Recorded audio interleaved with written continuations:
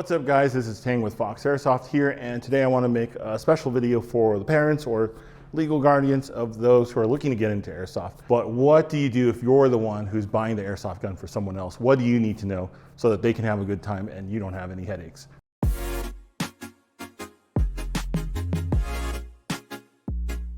All right, so the first thing you should realize is though the price could climb on some of these airsoft guns, you have to remember these are still at the end of the day toys that are made to look and feel like the real thing, though the function and what's inside is totally not.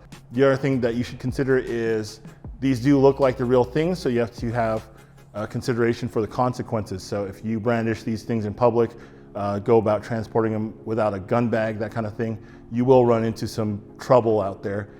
When you buy these things for someone else, airsoft guns do need care and maintenance, and they don't last forever. You still do need to clean them up and feed them the right ammo, and then also when they start to suffer in performance, look into replacing or upgrading parts. Another thing I'd caution you guys against is letting your kid modify their airsoft gun that they just got that's brand new and working. The worst thing that they could do is take it apart just to explore, put it together wrong, and then give you the headache of having to deal with getting their gun fixed because it's the only working gun they have, and they have airsoft game this weekend that they're trying to go to. Now the prices that you see for airsoft guns do vary widely, and that does not dictate quality. There's a lot of companies overseas that makes a lot of inexpensive or cheap stuff that offer no warranty, no quality control and that kind of stuff, and that's the stuff that I would generally avoid. Stick to the stuff that a lot of people who have played the game recommend that gives a good experience for the new players out there. Next, don't skimp on safety gear. The most important aspect of playing airsoft is to do it safely. So eyewear should be Z87 or Z87 plus ANSI-rated eyewear. The field that they're intending to go to requires a full face covering. Make sure it's a hard type or whatever is allowed at that field. Any legit field should have a set of standard rules that you should follow as far as safety gear goes.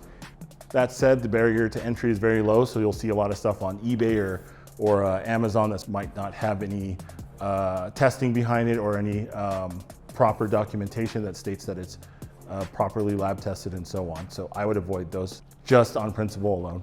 Now, if you're getting into the sport or your kid is getting into the sport, you'll probably end up watching a lot of YouTube videos just like this, trying to learn as much as you can about the equipment and all the nuances and so on. I would say take some of that with a grain of salt, or be sure to cut through the crap. There's a lot of reviews that are really just first impressions of a product, so your best bet is to listen and take in that context carefully. Make sure they're speaking about something that might be relevant to your experience. The worst thing about airsoft is with the amount of hype out there and people trying to outdo each other on videos, they create a false expectation or some kind of expectation that's just unrealistic. And a lot of these guns, you know, they perform well enough, but if you're expecting them to shoot like a real gun or last forever, that kind of thing, definitely not a realistic expectation.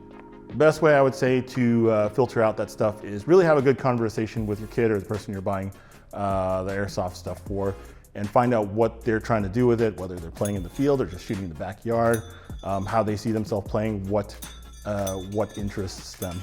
Another thing is not all guns are created equal. You'll see different styles here from ARs to AKs and that kind of stuff, and not all of them are beginner friendly. So if you're the type who's impatient or can't take care of something or put together something meticulously with great care, then maybe airsoft is not for you. Parts I'm talking about is installing the battery properly, making sure that you're monitoring your equipment when you're charging it, and then making sure that when you assemble everything, you do it carefully and correctly so that you don't damage your airsoft gun. Another thing that's important is education on using airsoft guns. This falls on YouTube because as much as we go out of our way to educate customers on how to use this stuff safely, it starts at home, meaning practicing proper trigger discipline, safety. All the firearm safety rules apply to airsoft as you would with a real gun. So this is a very good, important cultural change that we need to affect here, and we can't brush off the responsibility that everyone's responsible for their safety. The last point I'd like to make is airsoft is a sport that costs money. It's definitely not for the faint of heart or faint of wallet. You definitely have to earn some money to be able to afford to play it. Just because some guns are cheap to get into doesn't mean it's going to offer a good experience or you're going to stay in the sport for a long time with it. So when you're shopping for that first gun, do your research and spend your money wisely so that you don't have to spend it twice. My recommendation here is always to either rent the equipment first and try out airsoft at your local field, see if you like it even, before you throw a lot of money into it, or If you already bought a gun, be sure to use it at least a couple times before you start buying other stuff. That's important so that you get an idea of what you need rather than buying a bunch of stuff you don't need. A lot of these guns, they do shoot just as well as the next one, but some of them are easier to operate, install the battery and so on, and find parts for. The other point I want to make is, as you're getting your first airsoft gun, I would look strongly at an AEG or electric rifle first versus a pistol or sniper rifle. Pistols, they have a lot of small moving parts. They have limited range compared to a rifle. If you're looking to play at an airsoft field for the first time, you'll really notice that you're going to be outgunned by people that carry more ammo and have more range. So an electric gun will get you in the fight and be pretty competitive. Pistols, a solid backup, or if you play CQB, they are more viable there. The one I'd avoid probably for a newbie is a sniper rifle, just because for younger players, it's difficult to operate because they're spring powered and you require some arm strength to operate. And you'll probably need some modifications to get the most out of it.